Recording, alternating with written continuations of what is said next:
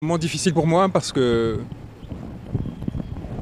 cet homme a changé l'histoire de ce pays. Il me l'a fait rencontrer et il m'a fait découvrir que la grandeur parfois s'accompagnait de la bonté. Ce qui est malheureusement dans les terres peuplées par le pouvoir quelque chose de particulièrement rare. Là où l'obsession est au privilège, Maître Khoureyshiba cherchait l'honneur, cherchait l'autre, le partage. Et cette simple qualité humaine aurait suffi à en faire un grand homme, un véritable grand homme.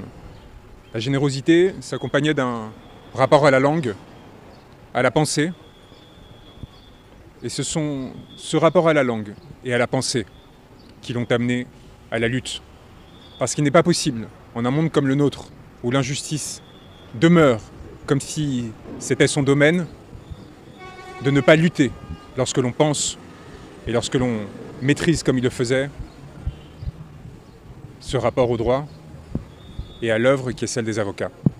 Alors, ma présence ici était une évidence, une nécessité, aux côtés de mes confrères qui vaillamment se sont battus pour un idéal, pour une idée, et qu'il appartient désormais aux autorités de concrétiser et de se montrer à la hauteur des sacrifices que cet homme et tant d'autres ont mis en œuvre pour les porter en position de défendre le peuple sénégalais. Je vous remercie. Merci. Oui. Ouais, Saïd Larifou. Bon. L'essentiel a été dit quant au témoignage que nous devons chacun apporter sur les œuvres, sur les actions, sur l'homme que notre confrère disparu.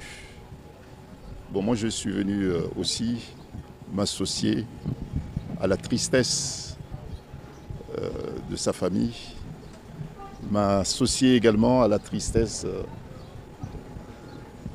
des opprimés, à la tristesse de la justice, puisque effectivement, comme le disaient les titres, les grands titres, la justice et les opprimés sont en deuil. Nous sommes venus ici aujourd'hui célébrer non pas l'homme, mais célébrer les valeurs de justice, les valeurs de dignité, de droiture, de dignité de ce grand homme. Les valeurs qu'il portait nous ont fait rencontrer Khoureyssi. J'ai eu le privilège de passer beaucoup de temps avec lui lorsque j'étais de passage ici au Sénégal. Et il est évident que sa disparition constituera pour moi, comme des millions de Sénégalais, une perte, un vide. Voilà ce que je peux dire concernant ces grands hommes. Mais son héritage moral, son héritage professionnel trouvera sans doute d'autres combattants qui veilleront à ce que son héritage soit respecté et honoré. Merci.